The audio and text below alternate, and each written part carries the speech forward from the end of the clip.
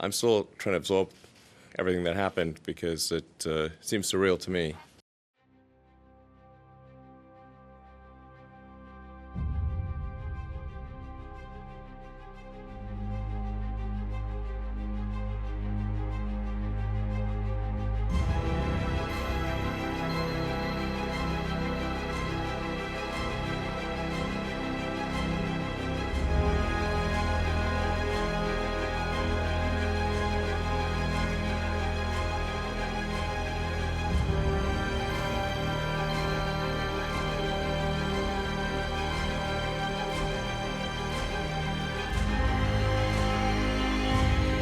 Seven, six, five, four, three, two, one.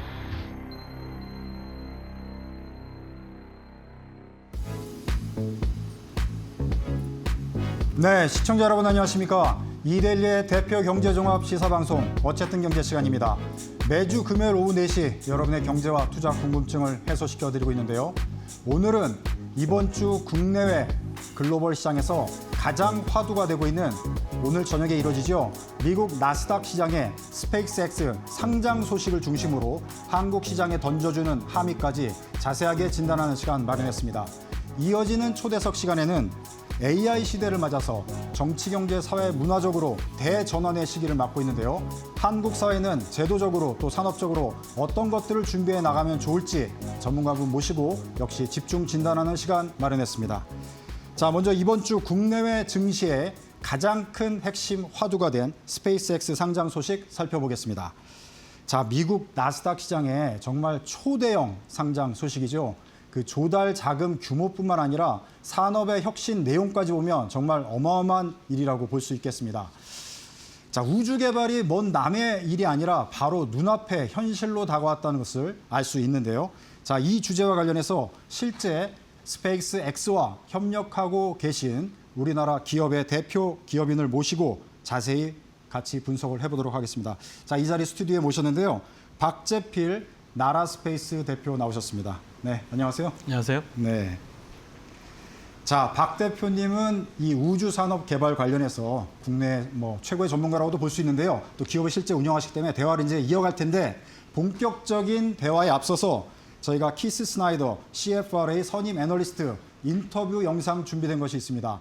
인터뷰 먼저 보시고 대화 이어가도록 하겠습니다. 함께 보시겠습니다.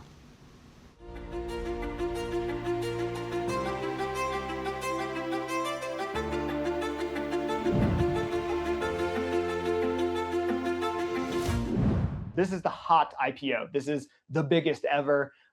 There is interest beyond those who are Tesla investors, just because it is what it is. It is the first almost pure play AI company that we have the ability to invest in. Anthropic and OpenAI still have filed for IPOs, but we still haven't seen their S1s. They still don't have a timeline around that. And so this is the best opportunity you've ever gotten to get directly in on AI growth.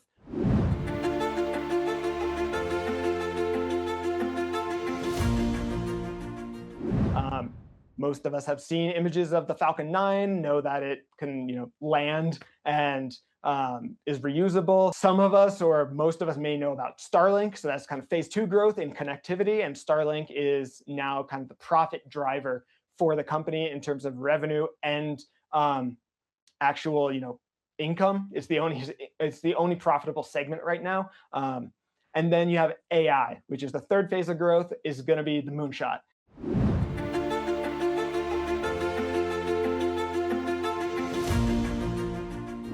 The fact that Musk controls 85% of the votes, no one else is going to get a say in that company. I mean, you might as well call it Elon X, because that's what it is. It's his company. He's got a stranglehold over the decision-making process. And so for shareholders, you should be a little concerned. Anytime power is consolidated within one person's hands, it becomes a risk.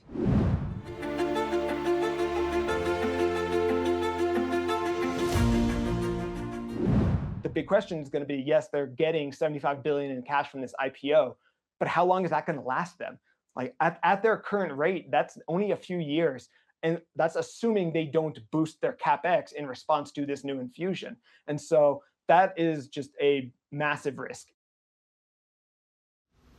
네, 영상 보셨는데요. 자, 키스 스나이더 애널리스트의 이제 인터뷰 내용인데, 자, 미국 전문가 입장에서 이번 스페이스 X 상장의 분석을 핵심을 저희가 전해드렸습니다. 자, 상장 조달 규모 어마어마하죠. 그것뿐만 아니라 저희가 이제 영상으로 가끔 보셨을 텐데 로켓이 이제 재활용이 가능한 시대가 된 것을 확인할 수가 있습니다. 여기에 이제 우리가 초소형 위성을 실어가지고 또 함께 협력하는 모습을 볼 수 있는데 국내 시장에서 이 문제를 어떻게 보고 또 투자에 참고하면 좋을지 이제 스튜디오에서 집중적으로 분석을 해보도록 하겠습니다.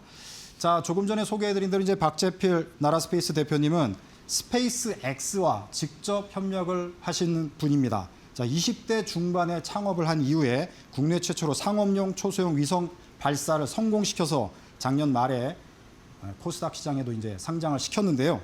자, 나라스페이스와 또 스페이스 X 관련해서 여러 가지 이제 관계도 있지 않습니까? 일반 시청자분들은 사실 잘 모를 수 있는 부분도 있기 때문에 우리 박 대표님께서 간단하게 먼저 기업 소개를 해주시면 참고될 것 같습니다. 네, 안녕하세요. 방금 소개해 주신 나라스페이스 테크놀로지 대표 박재필입니다. 저희 나라스페이스는 초소형 위성 종합 솔루션 회사고요.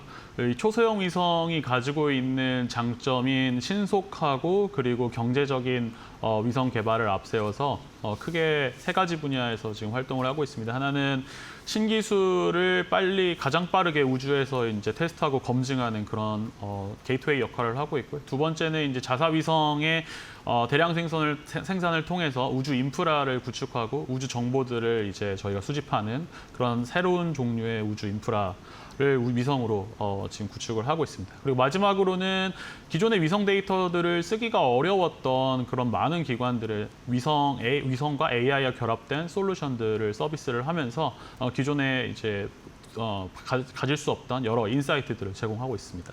네. 자, 직접적으로 이제 우리 박 대표님은 우주 산업에 참여하고 계신 분이기 때문에 누구보다도 스페이스 X 지금 상장 관련해서 관심 있게 지켜보시기도 하고 여러 가지 이제 가치 평가나 분석에 대해서 또 실제적인 걸 말씀해 주실 수 있을 것 같아서 이 질문 드리도록 하겠습니다.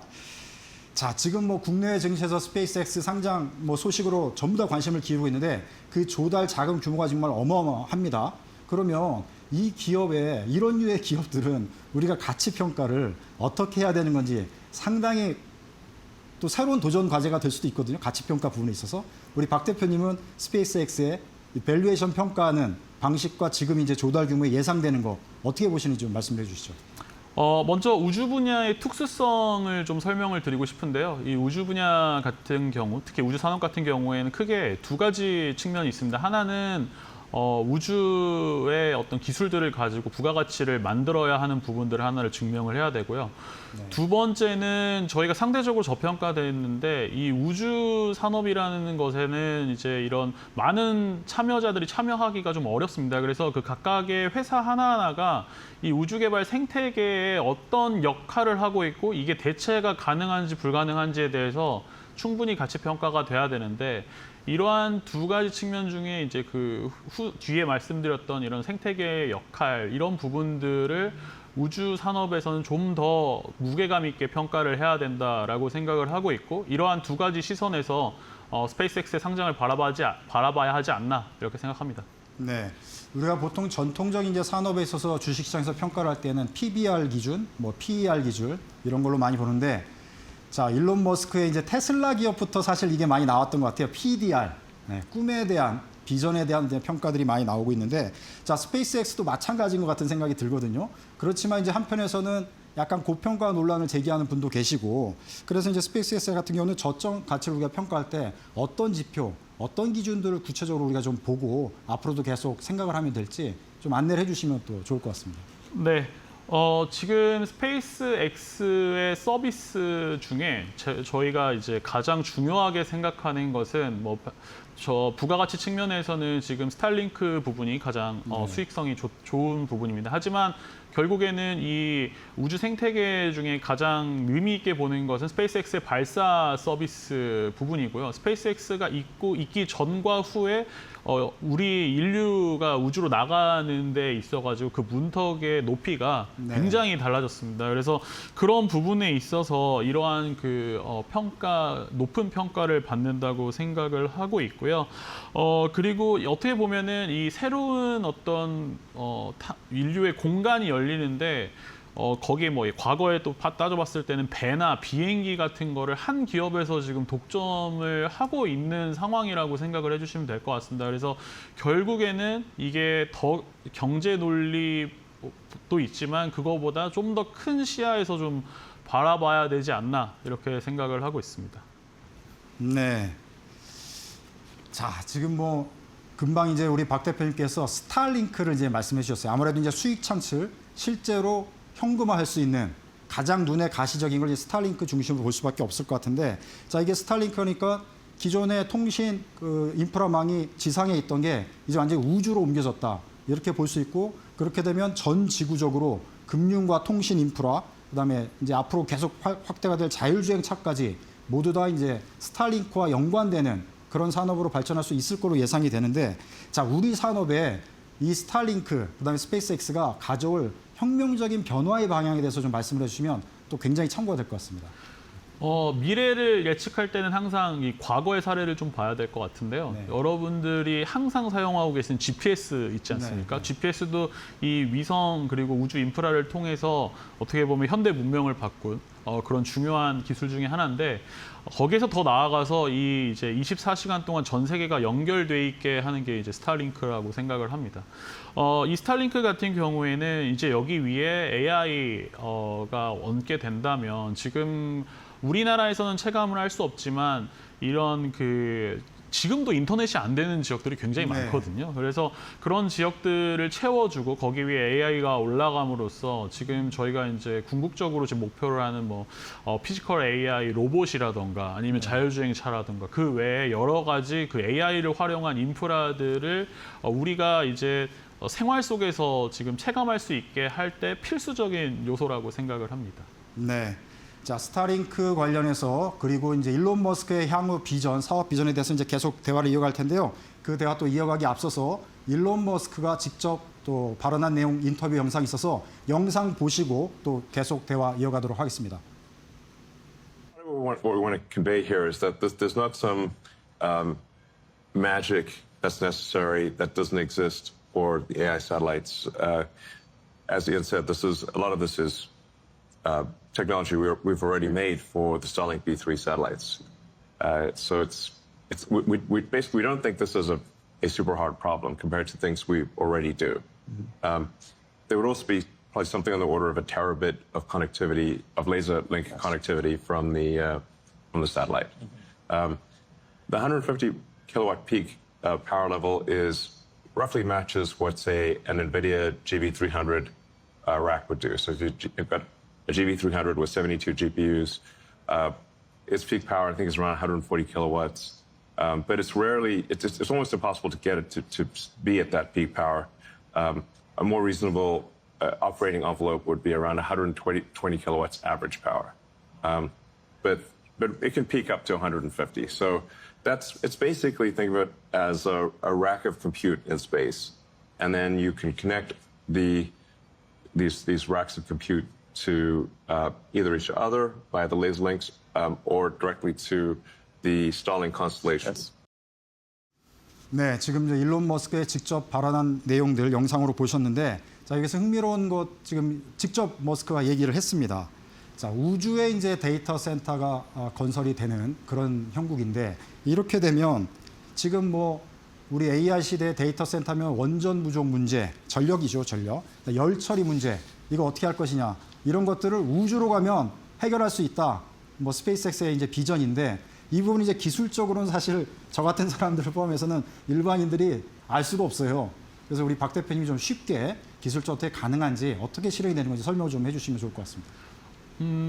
인류가 이제까지 우주로 쏘아올린 구조물 중에 가장 큰 게 이제 국제 우주 정거장인데요. 이 국제 우주 정거장이 지금 발표된 XAI 센터보다 조금 크거나 조금 비슷하거나 조금 크거든요. 그래서 이제 데이터 센터를 우주로 쏘아 올린다고 했을 때 많은 분들이 이제 이게 비현실적인 게 아니냐라고 걱정을 많이 했는데, 지금 현재 스타링크 위성을 지금 10,000대 정도 띄워서 지금 운용하고 있는 스페이스X가 발표한 이 AI-1 위성 같은 경우에는 지금 가지고 있는 기술로도 충분히 달성이 가능할 것으로 보입니다. 그래서 이런 부분들이 뭐 공상과학에만 나오는 부분들이 아니라 지금 가지고 있는 기술로도 충분히 이제 구성을 할 수 있고, 그 바탕에는 또 아까 말씀드렸던 것처럼 발사 그 팔컨 9이라던가 그다음에 지금 가지고 있는 스타링크를 통한 그 끊김없는 그 데이터 전송,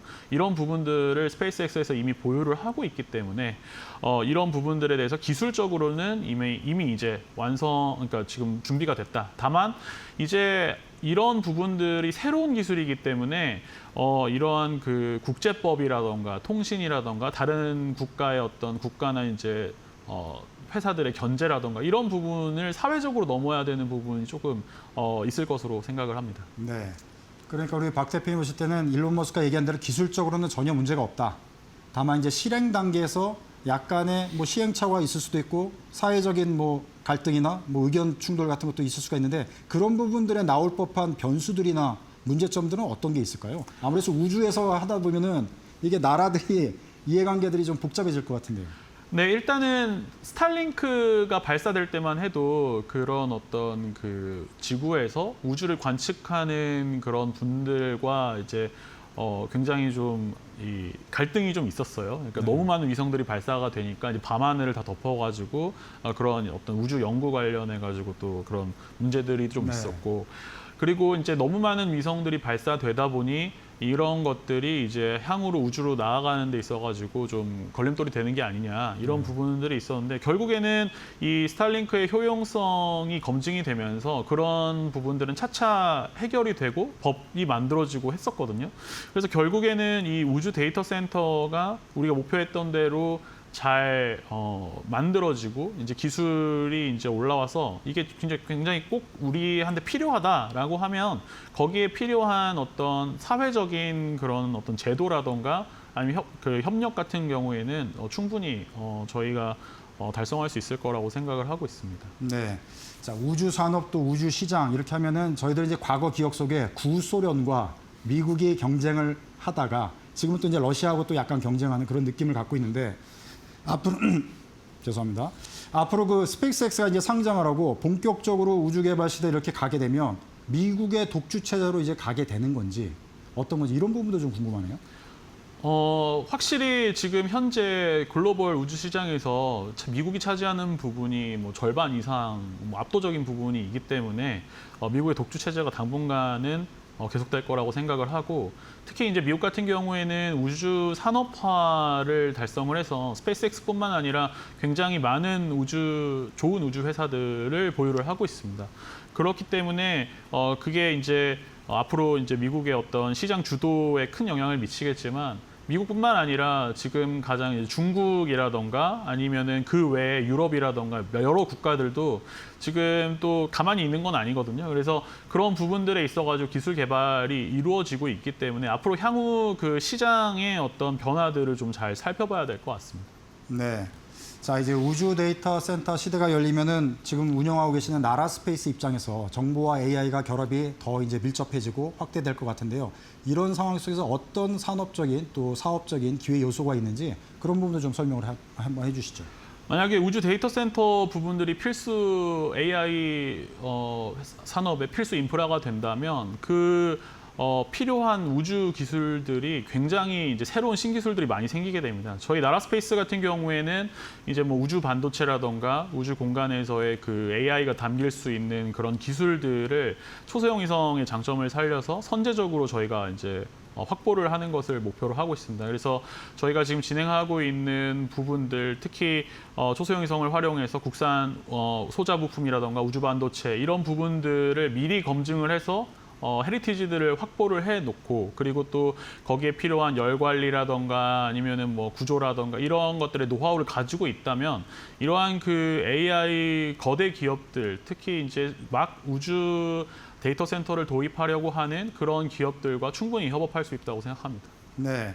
지금 나라 스페이스 같은 경우는 대한민국의 뭐 우주산 초소형 위성 자체 개발해서 이제 탑재를 한 그런 기업으로 이제 알려져 있는데, 경기도 뭐 부산시 위성까지 이제 담당하셔가지고 쏘아 올린 거를 이렇게 알고 있습니다. 자, 그러니까 스페이스X의 팔콘 9에 직접 초소형 위성을 탑재해서 운영을 하신 그런 경험을 갖고 있기 때문에 어떻게 보면은 스페이스X의 실제 실력, 그다음에 어떤 회사의 분위기랄까? 어떤 비하인드 스토리도 좀 알고 계시지 않을까 이런 생각이 들거든요. 그런 부분들을 좀 소상히 말씀해 주시면은 굉장히 또 참고가 될 것 같습니다. 네, 제가 이제 스페이스X의 기술력을 좀 체험할 수 있었던 게 이제 저희 그 초도기 위성이 2023년도에 반덴버그에 있는 미 우주군 기지에서 팔콘 9을 통해서 이제 발사를 했을 때 직접 발사장에 가서 이제 참관을 했었는데요.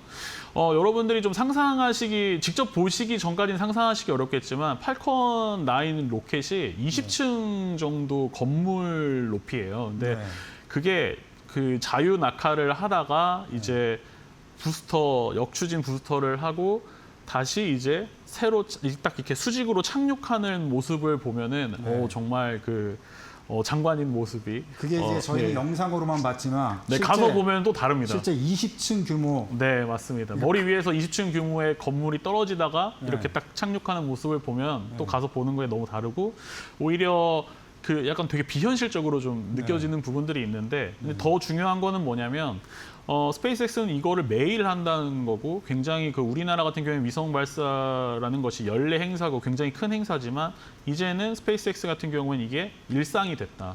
네, 그런 부분이 가장 큰 의미가 있다라고 생각을 합니다. 네. 그러니까 역추진으로 로켓이 갔다가 다시 오고 재활용해서 다시 쏘고 이게 거의 뭐 데일리로 이루어지는 일상의 시대가 됐다. 우리에게는 너무나 뭐 특별한 이벤트라고 이렇게 보여지지만 실제는 일상이 돼버리는 시대가 열린 거다. 자, 이렇게 말씀하시니까 더 이제 와닿다. 그러니까 마음에 와닿는 그런 산업이 됐다. 이렇게 생각이 드는데요.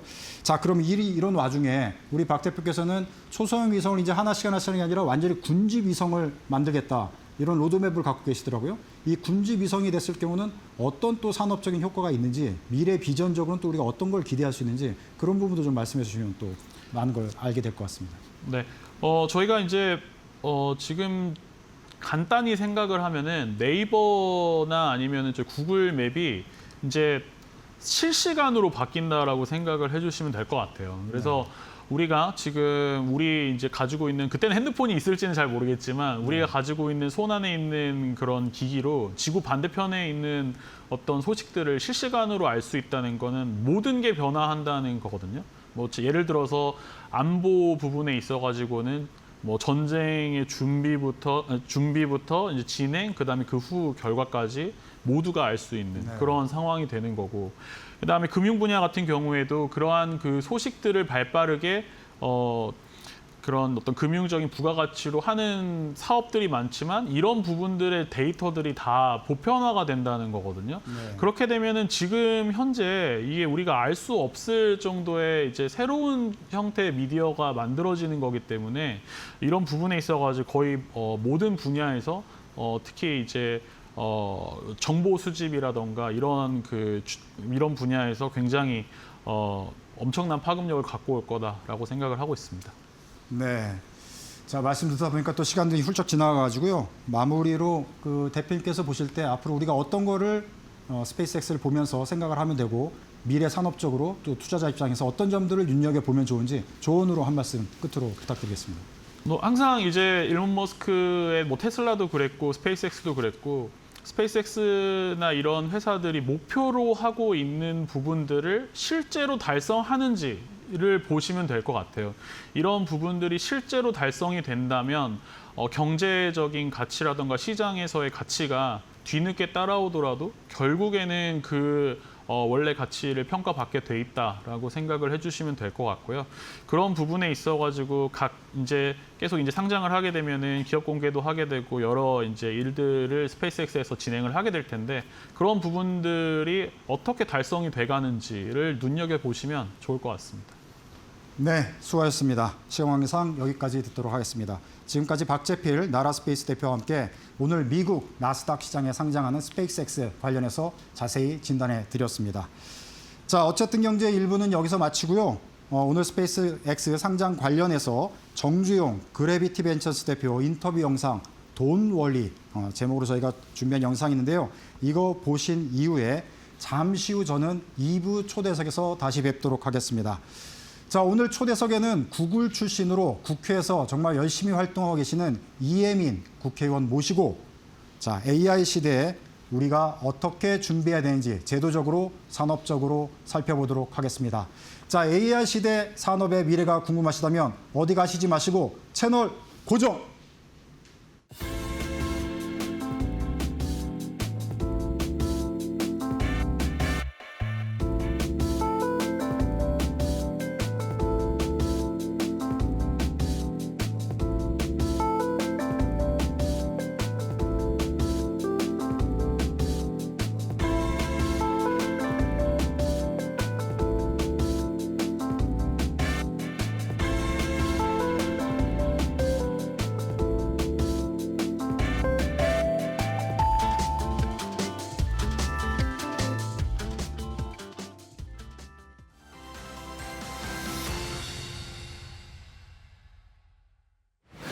저는 이제 스타트업 벤처 캐피탈 그래비티 벤처스의 정주영 대표고요. 공부를 열심히 하다 보니까 얻게 되는 인사이트들을 여러분들께 많이 나눠드리러 이렇게 나왔습니다. 네.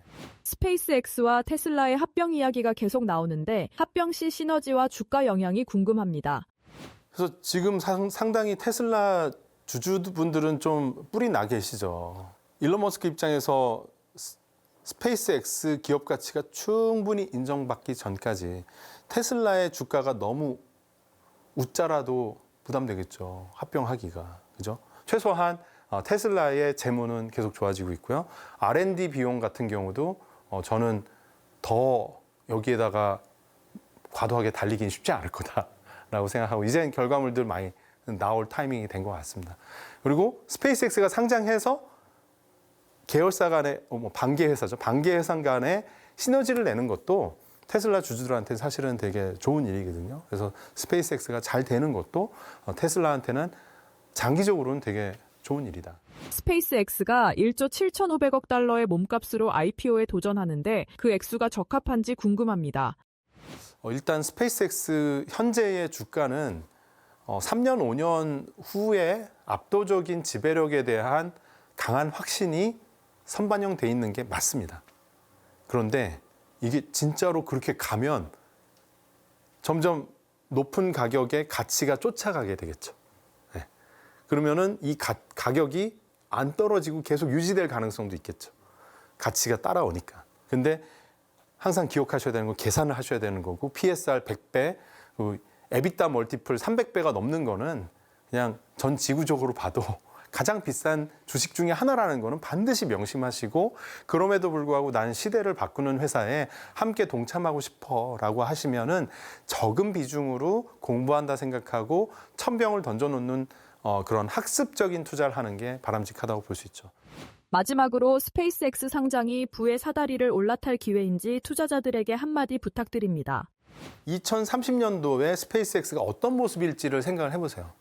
그리고 그 모습이 내가 생각할 때는 지금 가치보다 지금의 주가보다 그때의 본질 가치가 높을 거야 라고 생각하면 투자하시면 돼요. 스타링크를 비롯한 저궤도 위성통신 산업 분야에서는 압도적이야. 이건 본질 가치입니다. 그건 존재하는 거예요. 확실하게 있는 겁니다. 일론 머스크를 빼놓고는 앞으로 10년을 역사가 쓰여지지 않을 것 같습니다.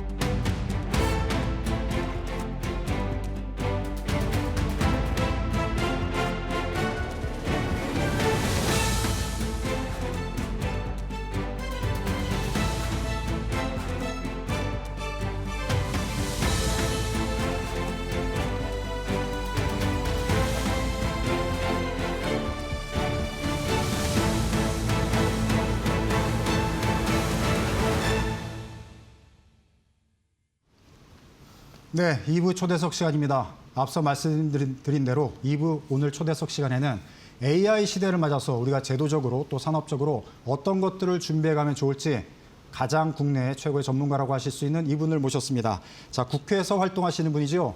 이혜민 조국혁신당 국회의원 나오셨습니다. 네, 안녕하세요. 안녕하십니까. 네. 자, 뭐 지방선거 이후에 정치적으로 좀 혼란하게 하지만 오늘은 정치적인 이슈는 다 빼고 좋습니다. AI 산업에 집중해서 네. 질문을 드리도록 하겠습니다.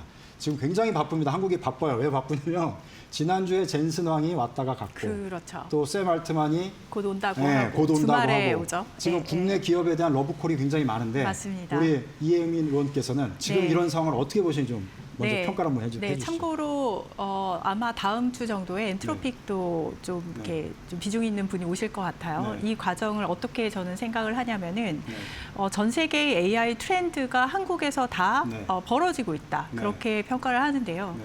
젠슨 황의 한국 방문을 뭔가 이렇게 굉장히 연예인이 온 것처럼 우리 네. 모두 다 이제 엄청 환호성을 났어요. 네. 질렀잖아요. 근데 저는 그 이면을 봐야 된다는 입장이에요. 네. 글로벌 기업이 그렇게 어떤 한 나라를 방문할 때 네. 그 목적이 굉장히 그냥 분명하거든요. 움직이지 않잖아요. 그렇죠. 그래서 굉장히 냉정하게 평가를 해야 된다. 어떤 거냐면 두 가지 목적으로 저는 이해를 하는데 첫 번째 그분은 이제 칩을 팔아서 파는 회사의 사장님이시잖아요. 그렇죠. 그러면 이번에 또 많이 팔고 갔죠. 칩을 팔아야 되는 거예요. 네. 칩을 그래서 만들 때 필요한 재료인 메모리 반도체 네. 공급망 관리가 첫 번째 목표고요. 네. 두 번째 목표는 지금 현재 엔비디아 입장으로 봤을 때 수요를 계속해서 창출을 해내야지 그 회사의 주가가 계속해서 올라가게 되어 있어요. 그러면 수요 창출이 어디에서 벌어지냐? 지금 하고 있는 뭐 LLM이랄지 여기에서 끝나면 안 되는 것이고 수요는 결국에 뭐 피지컬 AI랄지 아니면 클라우드 이런 쪽을 계속해서 발전을 시켜야 수요가 또 만들어지니까 두 가지 공급망 관리, 그다음에 수요를 창출하기 위한 두 가지 목적을 가지고 왔다. 이렇게 저는 평가를 해요. 그렇기 때문에 이렇게 치킨 먹고 할 때도 만나는 그 기업체의 면면을 봤을 때 정확하게 이 두 가지에 맞습니다. 네. 모빌리티 쪽이랄지 로보틱스, 그다음에 클라우드 이렇게 이렇게 보고 곧 오는 샘 알트만이나 아니면 엔트로픽 같은 경우는 칩을 파는 회사는 아니에요. 네. 아니지만 그래서 이들이 관심 있는 메모리 반도체도 있지만 저는 이쪽은 조금 성격이 다르다고 생각을 합니다. 네. 왜냐하면은 최근에 오픈 AI도 그렇고 뭐 엔트로픽도 그렇고 구글도 네. 그렇고 다 어떻게 지금 평가를 하고 있냐면은 네. 이젠 세일즈다. 네. 이제부터는 수익을 창출을 해야 된다. 네. 그래서 세일즈 오퍼레이션 쪽을 굉장히 넓혀가고 있는 중입니다. 네. 그래서 한국에도 그들의 생태계로 들어올 세일즈를 우선으로 하는 그런 목적으로 들어오고 있다고 생각을 하고 있습니다. 네. 자, 세일즈의 목적도 우리가 이제 눈여겨서 봐야 된다 이제 말씀을 해주신 거고요. 자, 어찌됐건 근데 우리나라는 이제 빼놓을 수 없는 AI 글로벌 생태계에서 한국은 빼놓을 수 없는 존재다.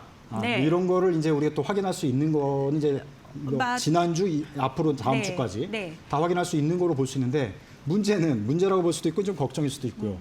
AI 3대 강국을 지금 우리가 목표로 하고 있지 않습니까? 맞습니다. 중국과 미국이 상당히 앞서가 있다고 네. 냉정하게 지금 평가를 하고 있는데 네. 실제 한국이 세 번째 포지션을 가질 수가 있는지 현실적으로 어떻게 보십니까? 현실적으로 지금 어떻게 하느냐에 달렸다라고 생각을 네. 갈림길이라고 생각을 하고요. 근데 여기서 중요한 게 있습니다. 네. 두 가지 부분을 먼저 짚어야 되는데 네. 하나는 그 3등이 네. 1, 2등 뚝 떨어진 3등이냐 네.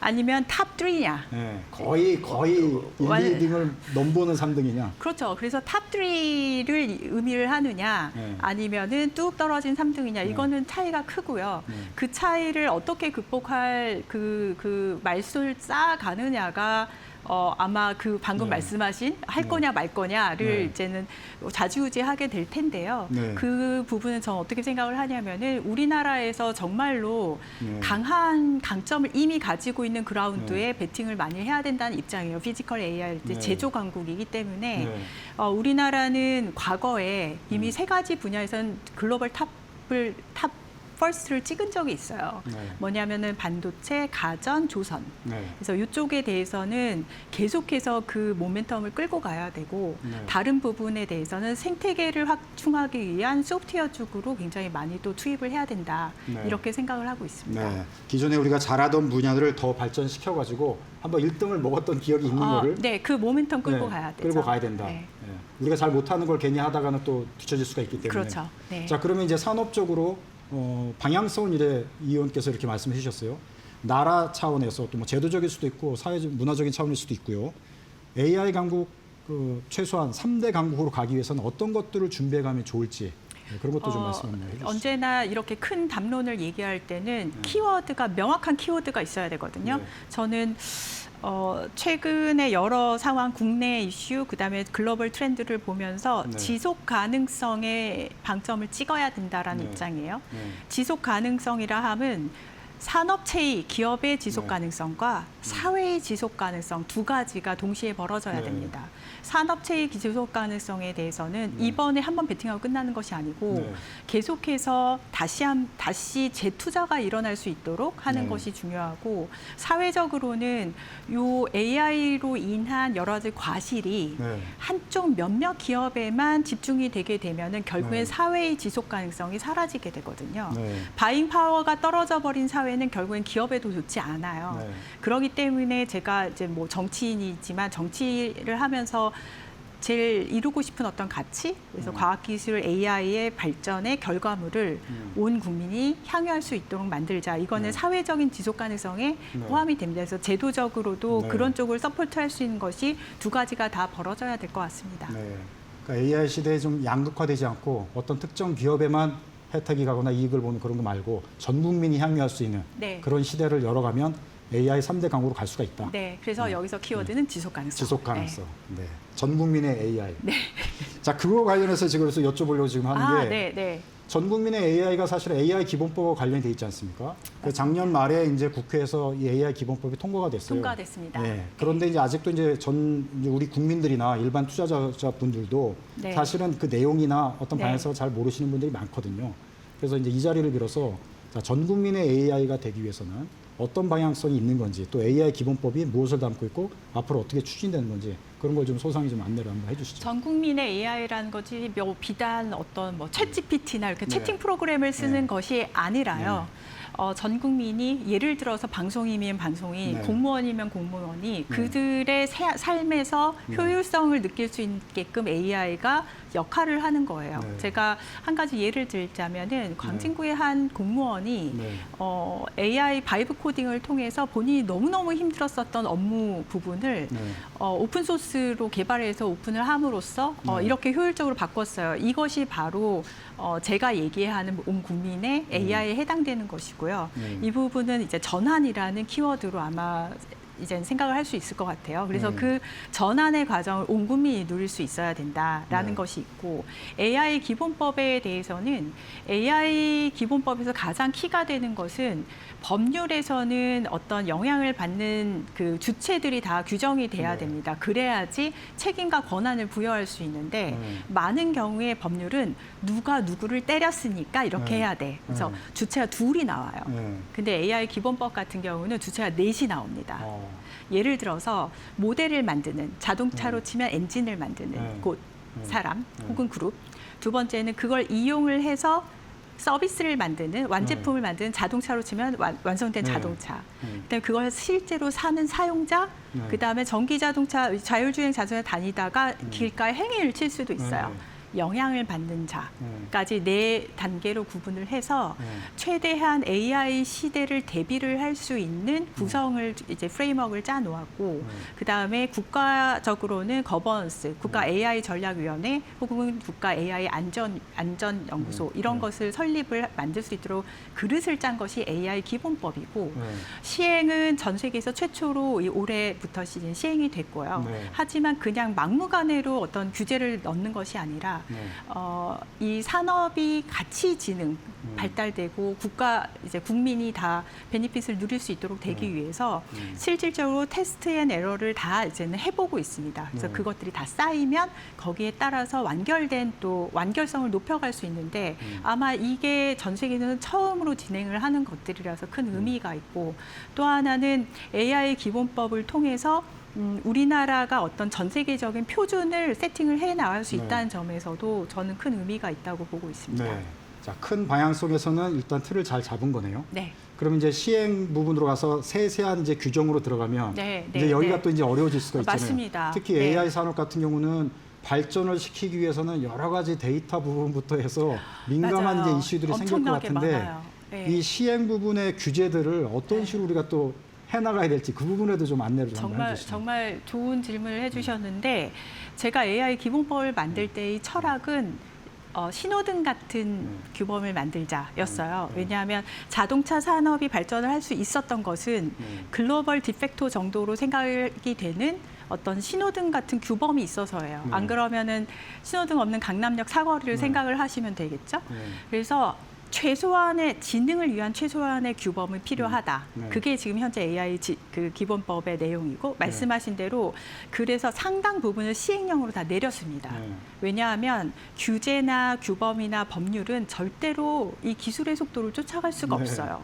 그래서 매번 법으로 개정을 하는 것은 맞지 않고 그릇을 만들고 그 그릇에 맞춰서 시행령이 만들어질 수 있도록 현재 과기정통부를 중심으로 해서 시행령이 이미 만들어졌고 거기에 대해서 시행령을 이제 실제로 산업에 집어넣었을 때 어떤 문제가 생기는지를 지금 현재 인공지능 기본법 지원 데스크를 통해서 계속해서 지원을 하면서 사례를 모으고 있습니다. 그렇게 함으로써 이제 얻게 되는 것은 가장 우리나라 산업을 진흥시킬 수 있는 신호등 같은 규범 체계를 완결판을 만들어낼 수 있는 거죠. 네. 자, 지금 말씀하신 것들이 사실은 이제 법으로 규정되고 이제 시행까지 이제 가는 거로 하다 보면 저의 이제 관심사항이고 앞으로 이제 국토교통부 중심으로 이끌어갈 게 AICT라는 게 또 있지 않습니까? 도시로 가면 이제 모든 게 다 적용이 되는데 네. 올해 지금 사실은 세계 시범 도시를 선정한다고 세 개. 네, 맞습니다. 그렇게 되면은 이 도시 자체가 말씀하신 그 AI 시대로 가면서 법적인 것도 실제 적용을 해보는 또 지자체별로 그렇죠. 가면은 시행 규칙까지 다 들어가는 맞습니다. 이런 상황으로 가는데 의원님께서는 이런 부분에 대해서 어떤 식으로 발전을 시켜나가면서 하는 게 좋다고 보시는지. 지금 방금 말씀하셨듯이 세 군데예요. 하나는 새만금 스마트시티이고 나머지 두 군데는 충청권 한 곳, 강원권 한 곳 이렇게 공모 받아서 이번 달 안에 이제 지정을 하게 될 텐데 저는 반면교사를 삼을 수 있는 게 있다고 생각합니다. 사우디아라비아 혹시 관심 있으십니까? 네, 관심 있습니다. 네, 사우디아라비아부터 그렇죠. 네이버에서도 많이 또 막 거기가 성공을 했다라고 평가를 하시나요? 성공했다 평가를 안 했어요. 그렇죠. 왜일까요? 뭐랄까 너무 프로파간다? 프로파간다 더하기 이제 관련 리포트를 저도 좀 꼼꼼하게 보고는 있는데 가장 큰 문제는 어떤 멀티플 퍼포스를 가졌었어요. 한 방에 너무 많은 문제를 해결하려고 했었습니다. 그러다 보니까 예산 문제 생기고 그러다 보니까 여러 가지 문제점들이 동시다발적으로 벌어져서 현재 상태에 왔다고 생각을 하고 있어요. 우리는 세 군데를 할 거잖아요. 프로블럼 자체를 풀려고 하는 목적을 각 세 군데를 달리해서 아주 좁게 설정을 해야 된다라고 생각을 하고 있고요. 그 각각의 이제 특징에 따라서 그래서 그렇게 함으로써 얻어지는 교훈들이 있잖아요. 이거는 잘 됐고 이거는 못 됐고 이것이 곱하기 3으로 벌어질 수 있게 해야지 여기도 이것도 하고 저것도 하고 싶어요. 저기도 이것도 하고 저것도 그러면 세 군데 다 문제가 생길 거라고 보는 입장이어서 저는 예전부터 일을 하면서 인크리멘털 론치에 대해서 되게 중요하게 생각을 해요. 이건 실증이라고 아마 얘기를 할 수 있을 텐데 작게 시작해서 거기로부터 배움이 있으면서 더 완결적으로 만들어갈 수 있다고 봅니다. 스마트 시티 또한 마찬가지고 세 군데가 각각의 뾰족한 목적 가져야 된다고 봅니다. 약간 특색 있게 가는 게 좋겠다고 보시는 거예요? 맞습니다. 너무 그냥 비스무리하게 그렇게 그냥 그러면 벌써 두렵네요. 그냥 지금 신도시 뭐 고밀도 아파트 같이 도시의 특징이 없는 그런 거 말고. 그렇죠. 네, 그렇게 함으로써 전 세계에서 또 레퍼런스로 삼을 수 있는 되게 좋은 예제가 될 수 있겠죠.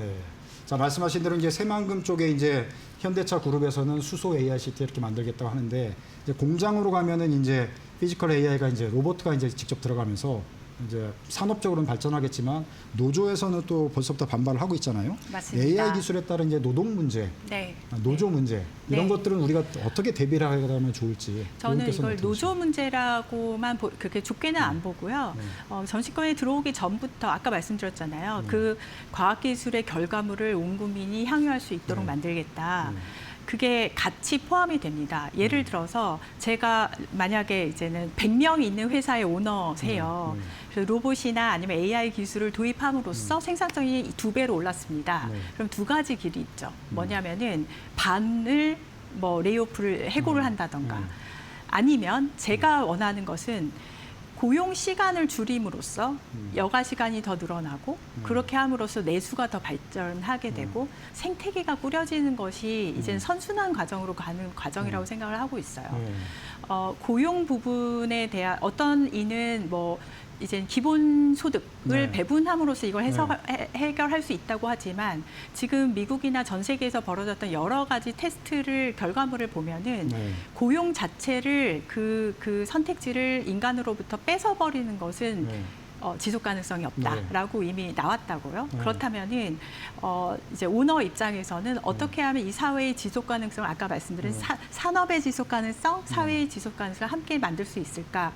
로봇을 도입을 함으로써 거기에 대한 베니핏을 다시 사회로 환원시킬 수 있는 기업에도 도움이 되는 방안을 찾아야 되는데 그래서 여기서 전환이 키워드가 될 거예요. 왜냐하면 누구나 지금 한 10년 뒤에 그림을 그려보세요 하면 아름다운 그림을 그릴 수 있습니다. 근데 그 아름다운 그림으로 가는 것은 중간에 전환 과정이 어떻게 되느냐에 따라 다르기 때문에 그 전환을 버틸 수 있는 여러 가지 법 제도 그다음에 기금 마련들이 함께 되어야 돼서 관련된 입법은 이미 준비를 하고 있습니다. 우리 이 의원께서 잘 아시겠지만 기업의 요즘 대응을 보면요. AI 기술이 발전할수록 기존 직원들은 뭐 노조도 있고 뭐 알고 지내는 사이니까 레이오프 해고는 없어요. 대신 신입 직원을 안 뽑아요. 그러다 보니까 2030 분들이 걱정이 지금 너무 많습니다. 실업률이 높잖아요. 맞습니다. 저는 그게 더 크게 보이는데 숫자가 바로 AI 시대이기 때문에 그렇고 앞으로 더 그럴 것이다. 그럼 2030 세대는 도대체 어떤 잡을 가져야 되는 거냐? 뭐 이런 사회적 이슈가 더 커지지 않을까. 맞아요. 이거는 사실 교육 문제까지 한꺼번에 좀 약간 연관이 되는 건데요. 저는 지금이야말로 요걸 조금 봐주시면 좋겠어요. 2030뿐만 아니라 아이를 키우는 집에서도 좀 봐주셨으면 좋겠는 게 AI 전환 시대가 됐을 때 어떤 인간이 가장 비싼 인간이 되는지를 사실 쉽게 말해서 생각을 해보시면 될 텐데 저는 가장 인간성을 가지고 있는 사람이 가장 높은 가치를 가질 거라고 생각을 합니다. 그 측면에서 지금 엔트로픽이나 오픈 AI나 그런 곳과 레거시 회사랑 좀 비교를 하셨으면 좋겠는데 레거시 시스템이나 레거시 어떤 그 기업 문화를 가지고 있는 것은 새로운 곳으로 전환되기 매우 어렵습니다. 그런데 우리 청년들이나 아니면 자라나는 세대들은 AI 네이티브들이에요. 그렇다면은 새로운 기업을 만든다거나 하는 쪽으로 저는 좀 틀면 좋겠다라는 생각을 가지고 있어요. 네. 자, 아까 이제 일부에서 잠깐 대화를 나눈 건데요. 머스크의 구상이 어마어마하지 않습니까? 스페이스X 관련해서. 근데 이제 우주에서 이제 자원이나 전력 이제 극도로 제한적인 상황에서 이런 것들이 기술적으로 가능한 건지 또 이제 의원께서는 소프트웨어 최적화 이쪽 분에 관심이 많으시잖아요. 네, 간단하게 한번 언급을 해주시고 다음번에 또 나오셔서 좀 자세히 좀 말씀해 주세요. 알겠습니다. 소프트웨어 근데 재미있는 게 저 같이 일하던 엔지니어가 스페이스X에서 일하고 있는데 나중에 상장 이후에 다시 한번 나오셔야 될 것 같아요. 우주에서는 굉장히 여러 가지가 제한이 됩니다. 뭐 전력이나 아니면 그 안에서 돌아가야 되는 AI 모델이나 다 제한이 될 수밖에 없고 그걸 고칠 수 있는 것도 제한이 되죠. 그렇다면은 다양한 최적화가 벌어져야 되는데 소프트웨어 최적화 기술을 통해서 전력을 더 최소화한다던가 아니면 더 빠른 연산을 아주 작은 자원으로 가능하게 만든다던가 하는 부분이 다 최적화 문제거든요. 그래서 소프트웨어 최적화, 하드웨어 최적화 모두 둘 다 중요하다고 생각을 하고 있어요. 그래서 기회가 되면 더 길게 말씀 좀 드리고 싶습니다. 기회가 오셔야 이제 기회가 되는데 저희는 언제든지 열려 있으니까 한번 오셔가지고 왜냐하면 스페이스X 이제 오늘 저녁에 미국 나스닥 상장하잖아요. 그러면 이후에 주가 변동도 있고 기술적인 문제가 생기고 그러기 때문에 우리나라에 또 끼친 영향도 우리나라에선 사실은 이 문제를 좀 전문적으로 평가하거나 분석하실 수 있는 분이 별로 없잖아요, 아시다시피. 한번 나오셔가지고. 작년 12월 달에 에투리에 그 이제 위성 발사체 관련된 예산 심의했던 기억이 나네요. 그래서 한번 나오셔서 해주시면 좋을 것 같고요. 오늘은 시간 관계상 짧게 20초 마무리 발언 부탁드리겠습니다. 네, 그 AI 관련돼서는 그 산업의 지속 가능성, 그다음에 사회의 지속 가능성 두 가지가 모두 필요합니다. 저는 입법부의 일원으로서 이 두 가지 목표, 우리나라가 지속 가능성을 가지고 더 발전할 수 있도록 입법부에서 최소한의 노력을 다하겠습니다. 많은 응원 부탁드립니다. 감사합니다. 네, 바쁘신데요. 나와주셔서 감사합니다. 고맙습니다. 자, 지금까지 이혜민 조국혁신단 의원과 함께 AI 시대 우리가 무엇을 준비해야 될지 자세히 살펴드렸습니다. 자, 어쨌든 경제는 시청자분들이 궁금해하시는 모든 문제 속 시원하게 해결해 드리도록 하겠습니다. 이번 한 주 너무 고생 많으셨는데요. 평안한 주말 보내시고요. 다음 주 금요일 오후 4시 변함없이 여러분들 찾아뵙겠습니다. 시청해 주셔서 고맙습니다.